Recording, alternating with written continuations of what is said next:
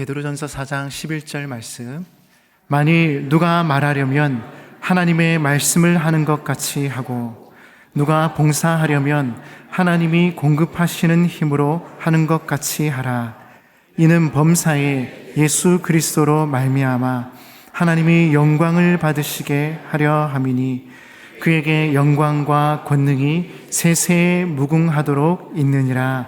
아멘. 제가 군복무하던 시절 최고의 시청률을 기록하고 있는 드라마가 있었습니다. 바로 허준입니다. 기억하십니까? 예, 정광열 주연의 스승 유이태는 이순재, 예진아 씨는 황수정, 총 64부작으로 최고 시청률도 64.8%, 어마어마한 인기몰이를 했었습니다. 그래서 그때 감동을 받고 의사가 되겠다는 친구들도 있었고 섬김과 헌신의 좋은 모델이 되기도 했습니다. 그런데 세월이 지나서 지금 허준 드라마를 본다면 또 어떤 반응을 보일까요? 그때만큼의 뜨거운 반응을 보이기보다는 감동을 받고 도전은 받겠지만 이런 섬김과 희생의 사람이 되기에는 내가 너무 부족한 것 같다. 이렇게 살면 너무 힘들지 않겠는가? 장가는 갈 수 있겠나? 나와는 아무 상관없는 이야기라고 생각하며 섬김과 희생을 부담스럽게 생각할 것 같습니다. 그래서 2013년에 허준 후속작이 있었습니다. 135부작이었는데 시청률이 10%밖에 안 나왔습니다. 많이 차이 나죠? 이렇게 섬기고 봉사하는 일을 어렵고 부담스럽게 생각하는 것은 여러 가지 이유가 있겠지만 아마도 나의 입장에서 모든 것을 생각하기 때문인 것 같습니다.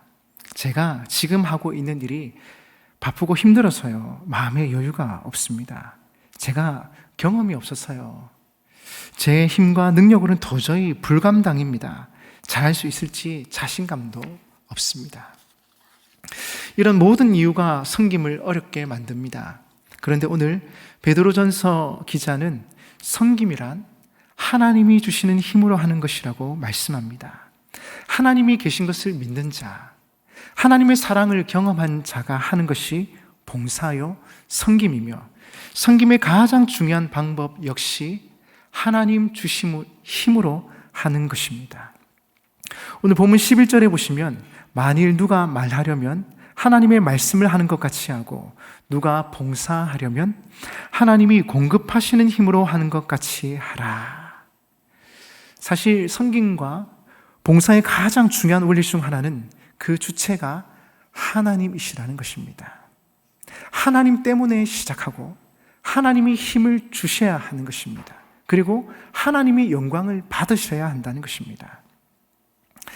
하나님이 우리 삶의 주인이 되십니다. 그분이 우리에게 말씀하시며 우리의 삶에 목숨을 걸 만한 꿈과 비전을 주십니다. 또한 우리에게 그 꿈과 비전을 이루어갈 수 있도록 힘과 능력을 공급해 주십니다. 시대의 영향을 받지 않는 베스트셀러 중에 삼국지가 있습니다. 많은 분들이 삼국지를 보면서 감동하는 이유가 무엇입니까? 좋은 주군을 만나 그 주군이 가진 꿈을 위해 생명을 바쳐 충성을 다하는 모습일 것입니다.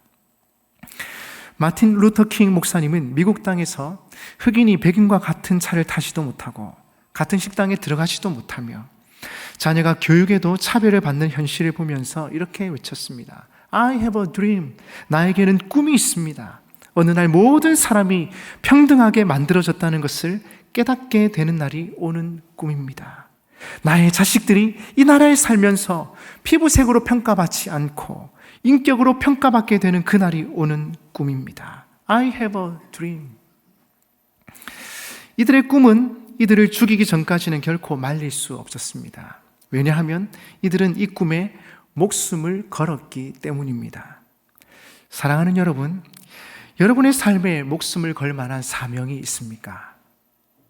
우리의 욕심이나 욕망이 아니라 하나님 주시는 꿈과 하나님 주시는 말씀으로 후회하지 않을 사명 말입니다. 이런 사명이 있을 때 우리 삶에 참다운 섬김이 나오는 것입니다. 구체적으로 나열하기는 어려워도 모든 부모는 자녀를 향한 꿈을 가지고 있습니다. 이 시대에 하나님께 쓰임받는 귀한 일꾼이 되는 것입니다. 이런 꿈이 있기에 잔소리도 하게 되고 끊임없이 자녀를 위해 희생하는 것이지요.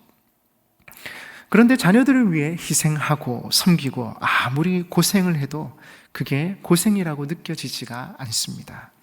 왜냐하면 자녀를 향한 꿈이 있기 때문입니다.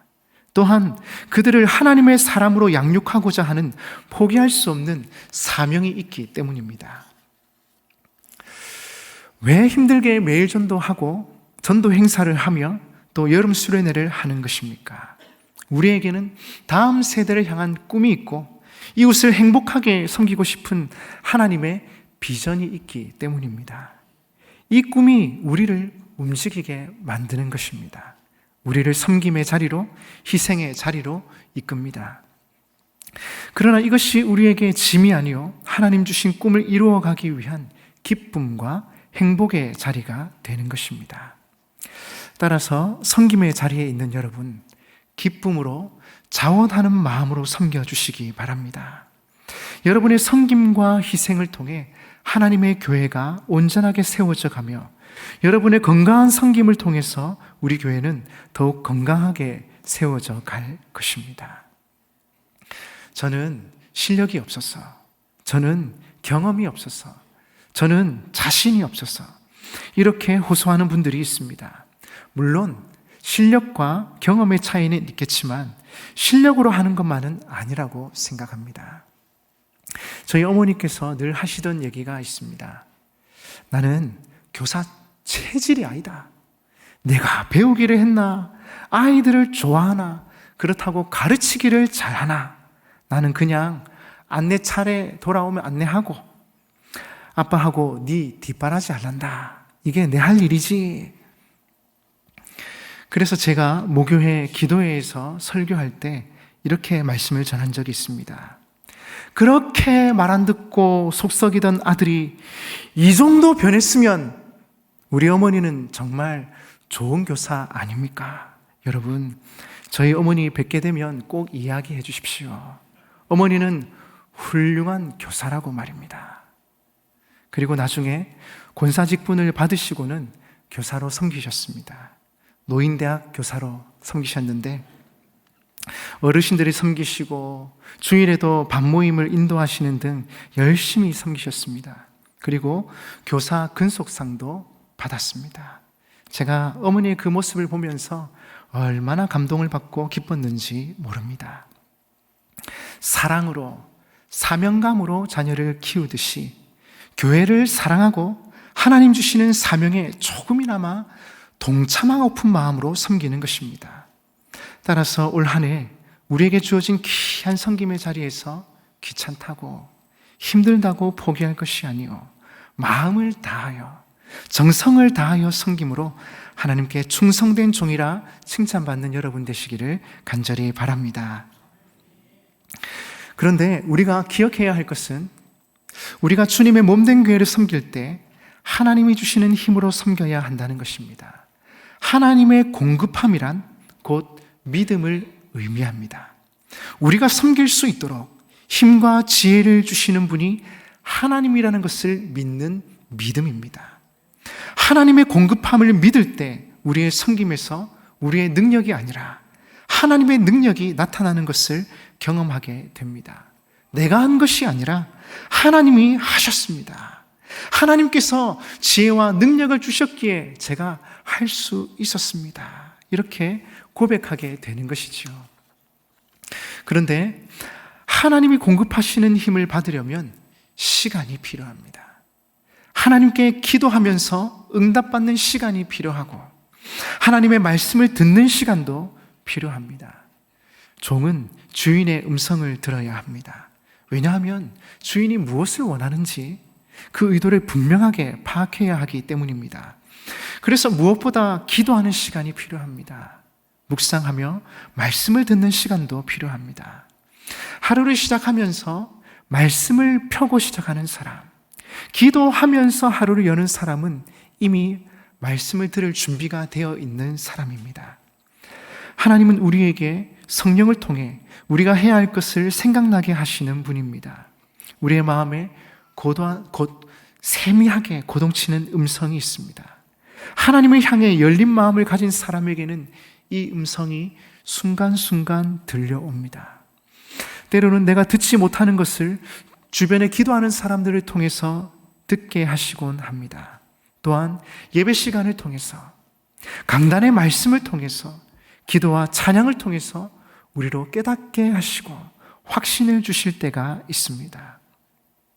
그래서 섬김의 자리에 있는 분들은 더욱 기도하기를 힘쓰고 하나님 말씀 듣기를 사모하셔야 합니다. 그런 의미에서 여러분, 잘하고 계시는 중에 더욱 기도하기를 힘쓰고 하나님 말씀 사모하는 여러분 되시기를 주님의 이름으로 축복합니다. 축복합니다. 여러분, 둘째로 기다림, 그 다음에는 행함이 있어야 합니다. 어떻게 섬기느냐고요? 말씀대로, 응답받은 대로 순종하는 것입니다. 한 공사 현장에서 있었던 이야기입니다.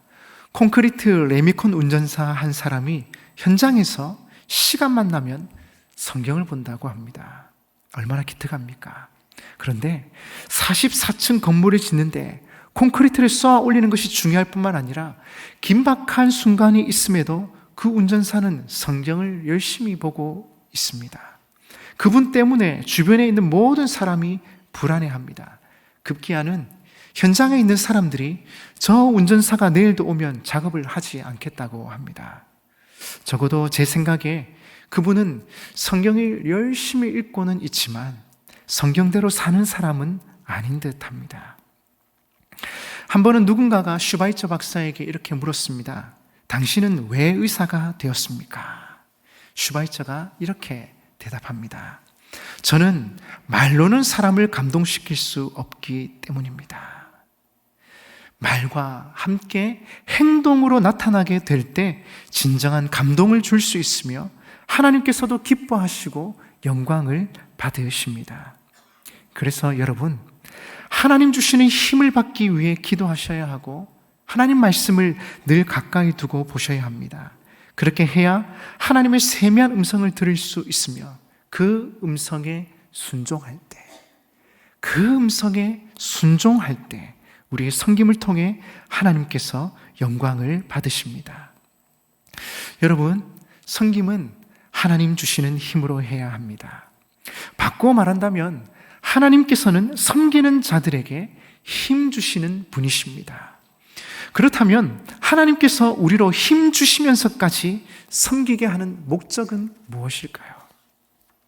오늘 본문에 보면 섬김의 목적을 분명히 말씀하고 있습니다.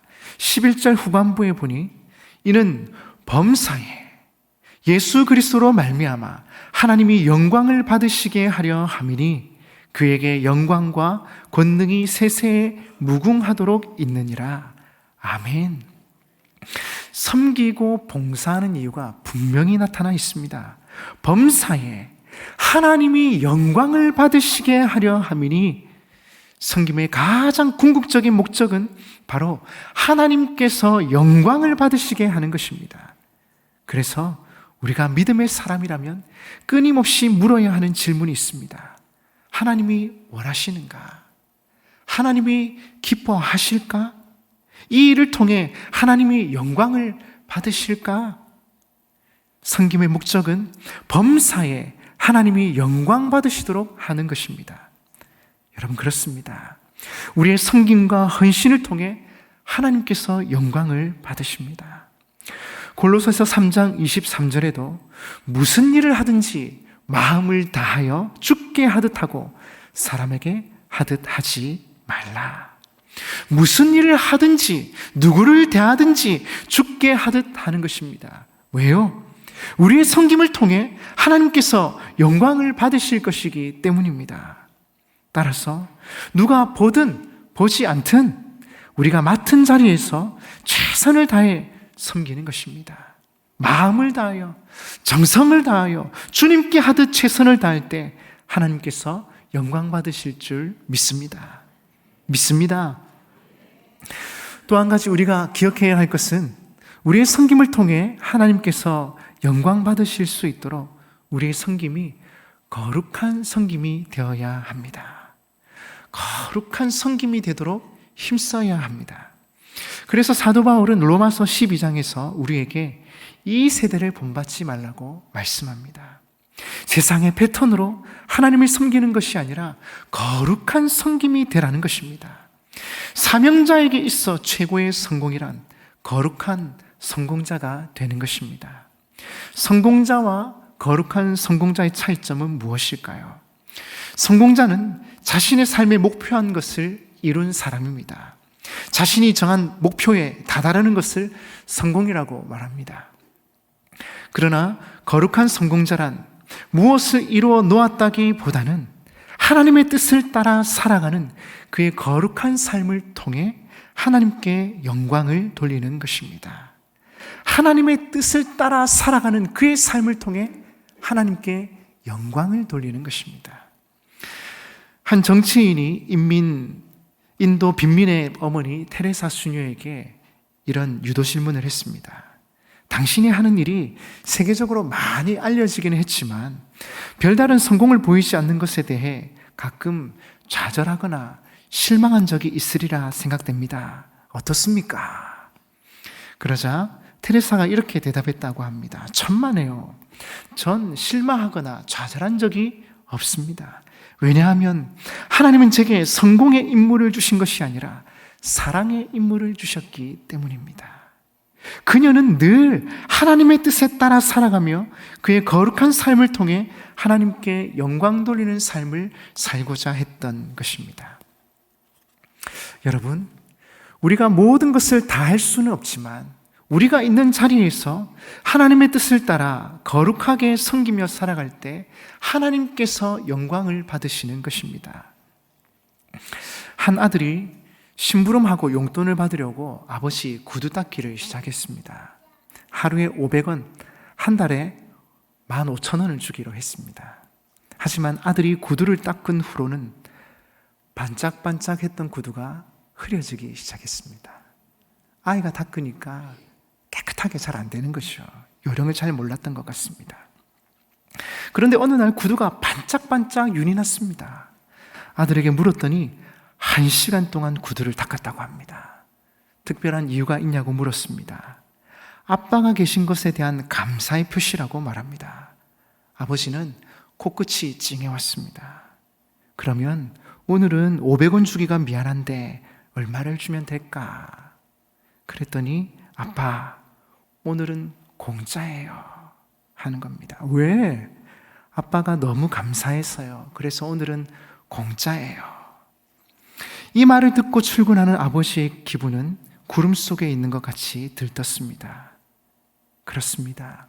우리의 섬김을 통해 뭔가 드러나는 것은 없을지라도 묵묵히 자신의 자리에서 기쁨으로 섬기는 이 모습을 하나님은 기뻐하시는 것 같습니다. 이것이 거룩입니다. 구별되었다는 뜻이지요. 우리의 섬김과 헌신을 우리의 사명으로 느끼고 감사함으로 고백하게 될 때 거룩한 섬김이 되며 하나님께서도 기뻐하시는 것입니다. 그래서 거룩한 섬김이가 되기 위해 오늘도 기도하면서 하나님의 말씀을 들으려고 몸부림치셔야 합니다. 주님, 저는 하나님이 주시는 지혜와 능력으로 섬기기를 원합니다. 하나님이 주시는 말씀에 의지해서 순종하기를 원합니다. 하나님께 받은 은혜에 감사해서 부족하지만 섬깁니다. 이런 믿음과 순종으로 나아갈 때 여러분의 거룩한 섬김을 통해서 하나님께서 영광 받으실 것입니다. 말씀을 맺겠습니다. 여러분, 저희가 좋은 의도로 하나님 은혜에 감사해서 봉사를 시작합니다. 그런데 조금 힘들어지고 마찰이 생기고 문제가 생기면 낙심하기도 되고 실망하기도 되고 좌절하기도 되고 포기하는 순간이 이럴 때도 있습니다.